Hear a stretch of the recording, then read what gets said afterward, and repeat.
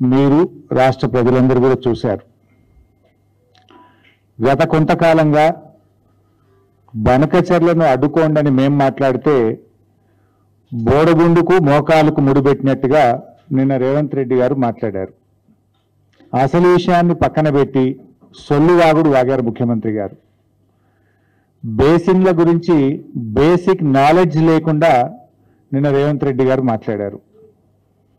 ఆయనకు బహుశా బ్యాగుల మీద మంచి నాలెడ్జ్ ఉన్నట్టుంది, కానీ బేసిన్ల మీద ఆయనకు నాలెడ్జ్ లేదు అని నిన్నటి పీపీటీతో స్పష్టమైపోయింది. పీపీటీ పెట్టి మరీ రేవంత్ రెడ్డి గారు, ఉత్తమ్ కుమార్ రెడ్డి గారు తమ అజ్ఞానాన్ని బయటపెట్టుకున్నారు. వాళ్ళు పెట్టుకుంటే పర్వాలేదు, కానీ రాష్ట్రం పరువు పోయింది. మా రాష్ట్ర నీటిపారుదల శాఖ మంత్రి, మా రాష్ట్ర ముఖ్యమంత్రి ఇంత కనీసమైన బేసిక్ నాలెడ్జ్ లేకుండా ఉంటారా అని రాష్ట్ర ప్రజలు నవ్వుకునే పరిస్థితి. ఈ రాష్ట్ర ముఖ్యమంత్రి ఇంత అజ్ఞానిగా ఉంటాడా అని చెప్పి ఇవాళ దేశం ముందు పరువు పోయే పరిస్థితి వచ్చింది. ఒక ముఖ్యమంత్రి, ఒక ఇరిగేషన్ మంత్రి ఇంత కనీస అవగాహన లేకుండా మాట్లాడడం ఈ రాష్ట్రానికి పట్టినటువంటి దౌర్భాగ్యం. ఈరోజు రేవంత్ రెడ్డి గారు అంతులేనటువంటి అజ్ఞానంతో, మూర్తీభవించిన మూర్ఖత్వంతో నిన్న మాట్లాడారు. విషాదం ఏంటంటే ముఖ్యమంత్రి గారు దేవాదులు ఏ బేసిన్లో ఉందని అడుగుతాడు.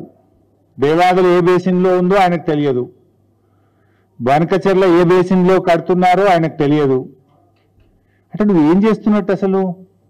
బనకచెర్ల ప్రాజెక్టు మీద ఆంధ్రప్రదేశ్ 6 నెలల నుంచి పనిచేస్తుంటే 6 నెలల నుంచి జీబీ లింక్ గురించి ఆంధ్రప్రదేశ్ కేంద్ర ప్రభుత్వానికి ఉత్తరాలు రాస్తూ, కేంద్ర ఆర్థిక మంత్రిని కలుస్తూ, కేంద్ర జలవనరుల మంత్రిని కలుస్తూ ఆంధ్రప్రదేశ్ ముందుకు పోతుంటే నేను అమాయకంగా ముఖ్యమంత్రి గారు అడుగుతాడు, బనకచెర్ల ఏ బేసిన్లో ఉంది అని అడుగుతాడు. అంటే నీకు ఎంత కమిట్మెంట్ ఉందో, నీకు ఎంత సిన్సియారిటీ ఉందో, 6 నెలల నుంచి నువ్వు ఎంత శ్రద్ధ పెట్టినవో తెలియకనే నేను బయటపడ్డది.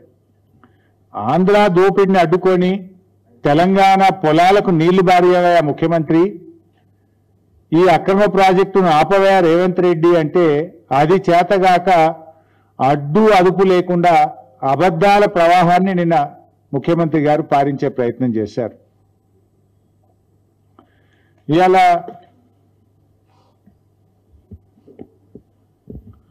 అసలు విషయం మాట్లాడమంటే మొత్తం విషయాన్ని పక్కదో పట్టిస్తూ మా ఎంపీ రవిచంద్ర గారు నిన్న బాగా ఆర్గ్యూ చేసినారు.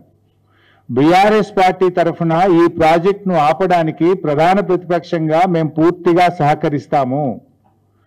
నువ్వు దీన్ని గాంధీ భవన్గా మార్చకు, దీన్ని రాజకీయ వేదికగా మార్చకు. ఈ ప్రాజెక్టును అడ్డుకోపోవడానికి నువ్వు అసెంబ్లీ పెట్టి ఏకగ్రీవ తీర్మానం చేయి, అఖిలపక్షని ఢిల్లీ తీసుకువెళ్ళు అని స్పష్టంగా మా ఎంపీ గారు చెప్తే దాన్ని ఒక రాజకీయ వేదికగా, అబద్ధాలకు వేదికగా నిన్న ముఖ్యమంత్రి గారు మార్చారు. నేను ఉత్తగా మాట్లాడలే. సరే, రేవంత్ రెడ్డి లాగా నేనే విజ్ఞత పోగొట్టుకునే మనిషిని కాదు. రేవంత్ రెడ్డి కుసంస్కారి, ఓ సంస్కారం లేని వ్యక్తి. మాట్లాడితే సొల్లు, మాట్లాడితే ఎదుటివారి మీద బురద జల్లడం, నోటికొచ్చినట్టు ఒదురుబోత్తనంతో మాట్లాడడం. మాకేమో కొంత ఎథిక్స్ ఉన్నాయి, అట్లీస్ట్ కొంత క్యారెక్టర్తో ఉద్యమాల్లో నుంచి వచ్చిన వాళ్ళం, పోరాటాల నుంచి వచ్చిన వాళ్ళం. మేము నీలాగా అడ్డమైన తొక్కులు దొక్కొని వచ్చిన వాళ్ళం కాదు మేము. అయితే ఇవాళ నేను ఉత్తగా అంటలేను, ఈయనకు బేసిక్స్ తెలియవు, బేసిన్స్ తెలియవు అనే మాట ఎందుకన్నానో ఒకసారి చూడండి. దేవాదుల ఏ బేసిన్లో ఉంది అంటాడు రేవంత్ రెడ్డి. మీరే చూడండి. దేవాదుల ప్రాజెక్టు 2001లో స్టార్ట్ అయింది. ఇది గోదావరి బేసిన్ కదా, గోదావరి బేసిన్ కదా, గోదావరి బేసిన్. సౌండ్ పెట్టి వాళ్ళు ఒకసారి పెట్టు. 23 గోదావరి బేసిన్ కదా, గోదావరి బేసిన్ కదా, గోదావరి బేసిన్.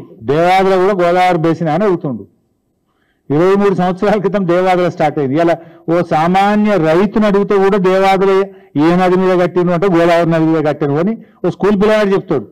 ఈ రాష్ట్ర ముఖ్యమంత్రికి ఆ మాత్రం జ్ఞానం లేకపోవడం శోచనీయం. అదేవిధంగా ఆయన మాట్లాడుతూ బనకచెర్ల ఏ బేసిన్లో ఉంటుంది అంటాడు. అది కూడా చూపియా బాబు. అంతపూర్లో ఓటేసిన బనకచెర్ల ఇది జనాలు అండ్ లొకేషన్ ప్రకాశం జిల్లా. ప్రకాశం జిల్లా ఆపేసి Penna basin Penna. So the shifting Godavari basin to Penna basin. Revanth Reddy గారు తెలుసుకోవాల్సింది ఏంటంటే బూతులు తెలుసుకున్నంత సులువు కాదు బేసిన్ల గురించి తెలుసుకోవడం. బూతులు మాట్లాడినంత సులువు కాదు బేసిన్ల గురించి అర్థం చేసుకోవడం. రేవంత్ రెడ్డి గారు నీ చిల్లర రాజకీయాలతో నీ అజ్ఞానాన్ని బయట పెట్టుకొని రాష్ట్రం నుండి పరువు తీసుకున్నావు నిన్న నువ్వు.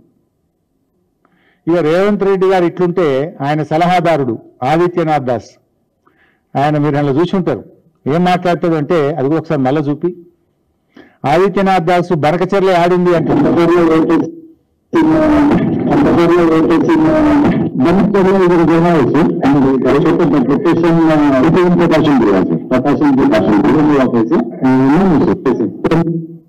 ఇక దున్నపోతు ఏంటంటే దుడ్డం కట్టేమన్నట్టున్నది. బనకచెర్ల ఏ బేసిన్ అది ఎక్కడుంది అంటే లొకేషన్ అంటే నా ప్రకాశం జిల్లా అంటాడు. బనకచెర్ల ఉన్నది పాత కర్నూలు జిల్లా, ప్రస్తుతం నంద్యాల జిల్లా. ఇక ముఖ్యమంత్రి అట్లుంటే ఆయన సలహాదారుడు అంతకంటే గొప్ప గనుడు ఉన్నాడు. అది ఏ జిల్లాలో ఉండేదో తెలియదు. ఇక వీళ్ళు రాష్ట్రాన్ని పాలిస్తున్నారు. ఇక నెక్స్ట్ మాట్లాడితే నల్లమల బిడ్డ అంటాడు పొద్దుగాలు వేస్తే. మీరు విన్నారు కదా, నల్లమలకి వెళ్ళి వచ్చినా తొక్కుంటూ వచ్చినా పీక్కుంటూ వచ్చినా అంటాడు కదా. ఇక నల్లమల గురించి మాట్లాడతాడు. జర అది కూడా చూపివే లేదా వీడియో? సరే, నల్లమల మీద నల్లమల తెలంగాణ కిందకి వస్తుందా ఆంధ్ర కిందకి వస్తుందా అని అడుగుతాడు నిన్న. అంటే ఇది నల్లమల్ల పులిమిడ్డ కాదు, వెకిలి మాటల వెర్రి బిడ్డ అని నిన్న తెలుసుకున్నాడు రేవంత్ రెడ్డి. నల్లమల్ల కిందకి వస్తుంది యాడు ఉంటుందని కూడా అడుగుతాడా? ఆ మాత్రం అంటే అజ్ఞానాన్ని కూడా అర్థం చేసుకోవచ్చు, కానీ విషపూరితమైన మనస్తత్వంతో ఉన్న ఈ వికారాన్ని అజ్ఞానాన్ని భరించడం చాలా కష్టం. అంత విషం. రేవంత్ రెడ్డిలో విషయం తక్కువ విషం ఎక్కువ. నిన్న జరిగిన మీటింగ్ ఏంది? ఈ రాష్ట్ర ప్రయోజనాలు కాపాడడం కోసం జీబీ లింక్ ప్రాజెక్ట్ని ఎట్లా ఆపాలి, అది వాస్తవం. దాని మీద కూడా తట్టి లేపింది బీఆర్ఎస్ పార్టీ. నిన్ను మొద్దు నిద్రపోతుంటే నేను మొట్టమొదటి ప్రెస్ మీట్ పెట్టి నేను మాట్లాడితే నా ప్రెస్ మీట్ అయిన గంట తర్వాత 3 రోజుల కింద డేట్ వేసి ఉత్తమ్ కుమార్ రెడ్డి లేఖ విడుదల చేసిండ్రు. నా ప్రెస్ మీట్ అయిన గంటకు. రెండవసారి అరే వాళ్ళు ఆల్రెడీ టెండర్లకే పోతున్నారా, నువ్వేం చేస్తున్నావు అని నేను రెండవసారి ప్రెస్ మీట్ పెట్టి చెడామెడా వాయిస్తే మళ్ళీ గంటకు నిన్న డేట్ వేసి మళ్ళీ ఉత్తరం రిలీజ్ చేస్తాడు. నా ప్రెస్ మీట్లతోనే నువ్వు ఉత్తరాలు రాసినావు. బీఆర్ఎస్ పార్టీ తట్టి లేపినాకనే ఢిల్లీకి పోయి దరఖాస్తు పెట్టినావు నువ్వు. పోనీ ఆ రాజకీయాలు మాకు అవసరం లేదు, మాకు రాష్ట్రం ముఖ్యం. రాష్ట్ర ప్రయోజనాలు కాపాడడం కోసం బీఆర్ఎస్ పార్టీ అఖిల పక్షాన్ని డిమాండ్ చేస్తే మా ఎంపీ గారు మేము సంపూర్ణమైన మద్దతు ఇస్తామని మా రవిచంద్ర గారు చెప్తే ఆ మద్దతు తీసుకొని ఏకవాక్య తీర్మానం చేసి ఢిల్లీకి పంపి నువ్వు దాని మీద రాష్ట్ర ప్రయోజనాలు కాపాడతావా, దాన్ని రాజకీయ వేదికగా మారుస్తావా? పోనీ అనలనే ఉన్న నిజం ఉందా? కేసీఆర్ను బదనాం చేయాలి, చంద్రబాబు మెప్పు పొందాలి అని నిన్నటి రేవంత్ రెడ్డి గారు మీటింగ్ పెట్టినట్లుగా కనబడతా ఉంది. ఇన్ఫాక్ట్ నువ్వు నిన్న చేసిన ప్రయత్నం బనకచెర్లను ఆపాలని కాదు, బనకచెర్లకు గ్రీన్ సిగ్నల్ ఇచ్చినట్టు రేవంత్ రెడ్డి మాట్లాడిండు నిన్న. నేను చెప్తా, ఆధారాలతో సహా చెప్తా. ఆ వీడియో ఉందా బాబు? రేవంత్ రెడ్డి గారు బనకచెర్లకు గ్రీన్ సిగ్నల్ ఇచ్చిండు. ప్లీజ్ అండర్స్టాండ్, అంటే చాలా ఇంపార్టెంట్ ఇష్యూ. నేను రేవంత్ రెడ్డి గారు మాట్లాడుతూ ఏమంటాడు, గోదావరిలో ఒక 1000 టీఎంసీలు ఇచ్చేయింది, కృష్ణాలో ఒక 500 టీఎంసీలు మాకు ఇచ్చి నువ్వు ఎంతనే తీసుకుపో, ఎన్నైనా కట్టుకో, ఏమన్నా చేసుకో అంటాడు. నీ అయ్యసోమ్మ నువ్వెవడు చెప్పడానికి? నువ్వేమైనా రాచరిక పాలన ఉన్నావా? నువ్వేమైనా రాజువా? This is democracy, this is the state of Telangana, there is a constitution. Who are you tell like that? నువ్వు 1000 గోదావరిలు ఇచ్చి నీ ఇష్టం ఉన్నంత వాడుకో, 500 కృష్ణాలు ఇచ్చి నీకు నువ్వు ఏమన్నా చేసుకో. నీకు జ్ఞానం లేకపోతే నీ యొక్క మూర్ఖత్వం వల్ల ఈ రాష్ట్రం నష్టపోయే ప్రమాదం ఉంది మిస్టర్ రేవంత్ రెడ్డి. తెలియకపోతే తెలుసుకొని మాట్లాడు. నువ్వు నిన్న మాట్లాడింది 1000 టీఎంసీలు గోదావరిలు ఇచ్చి నీ ఇష్టం ఉన్నంత తీసుకో అంటావు. నిన్న నీ ఇంజనీరే ఆయన ఎవరో ఒక ప్రజెంటేషన్ ఇచ్చిండు, ఐ థింక్ డిడి గోదావరి, ఆయన సుబ్రహ్మణ్య ప్రసాద్, నేను చూస్తా ఉంటే వీడియోలో. ఆ సుబ్రహ్మణ్య ప్రసాద్ నిన్న ప్రజెంటేషన్లోనే స్పష్టంగా చెప్పిండు. ఏం చెప్పిండు? సార్, తెలంగాణ రాష్ట్రము 968 టీఎంసీలకు ప్రాజెక్టులు రూపకల్పన చేసింది. 968 టీఎంసీలకు ప్రాజెక్టులను డిజైన్ చేసి గ్రౌండ్ చేసింది.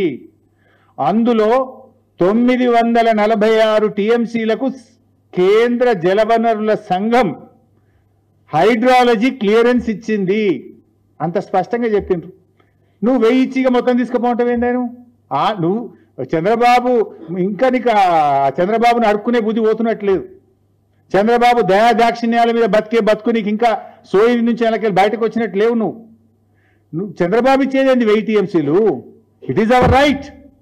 తెలంగాణ రాష్ట్రానికి ఆల్రెడీ ఉమ్మడి ఆంధ్రప్రదేశ్లోనే 968 టీఎంసీలు కేటాయిస్తూ జీవోలు ఇచ్చారు. కేసీఆర్ గారి ప్రభుత్వం వచ్చిన తర్వాత ఆ 968లో 946 టీఎంసీలకు ఢిల్లీ నుంచి సిడబ్ల్యూసి నుంచి హైడ్రాలజీ అనుమతులు మేము సాధించినాం. Already you have a right. Chandrababu ఎవరు ఇచ్చేది? 946 టీఎంసీలకు మనకు అనుమతులే వచ్చినాయి కేంద్రం నుంచి. నువ్వు మళ్ళీ 1000 ఇచ్చి మొత్తం వాడుకో అంటావేందాను? అంటే దీన్ని బట్టి ఏమర్థమవుతుంది? బంకచెర్ల కట్టుకో అన్నట్టే కదా. బంకచెర్ల కట్టుకో నువ్వు గ్రీన్ సిగ్నల్ ఇస్తున్నావా? 946 మనకు ఉండే ఇంకో 20 టీఎంసీలది వార్దా తమ్మిడిహట్టి వార్దా ప్రాజెక్ట్ సంబంధించి ఢిల్లీలో ప్రాజెక్టు పరిశీలనలో ఉంది. దానికి కూడా సూత్రప్రాయంగా కేంద్రం అంగీకరించింది. ఈ 946 కాక ఆ 20కి కూడా మన కాళేశ్వరం అనుమతి ఇచ్చేటప్పుడే ఆ 20 టీఎంసీకి కూడా సూత్రప్రాయంగా అంగీకరించిండ్రు. 946 + 20 966 రానే వచ్చే. నువ్వు 1000 ఇచ్చి మొత్తం తీసుకుపోంటావు అంటే బర్గచెర్లు కట్టుకోమన్నట్టే కదా. నువ్వు నిన్న మీటింగ్ పెట్టింది ఆపనీకా కట్టుకోమని చెప్పనీకా? ఏమైనా సోయి ఉండి మాట్లాడుతున్నావా?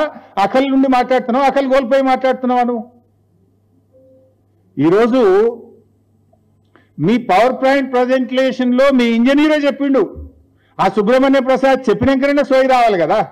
నీకెవడో స్క్రిప్ట్ రాసి ఇచ్చినట్టు తిట్టనీకి వచ్చినావు, ఆ పొలిటికల్ మీటింగ్ కోసం వచ్చినావు. కానీ ఆ ఇంజనీర్ చెప్తుంటే వినన్నా నీ స్క్రిప్ట్ సరిగా లేదు, ఆల్రెడీ 946 మనకు కేటాయించబడ్డాయి, మరి 1000 ఇచ్చి మొత్తం తీసుకో అని అనకూడదు అనే సోయి ఉండాలన్నా వద్దా నీకు? Don't have the basic knowledge లేదు నీకు. ఆ పక్కన ఉత్తమ్ కుమార్ రెడ్డి చెప్పాలి కదా తప్పని. ఆయన చెప్పడు, ఈయనకు తెలియదా?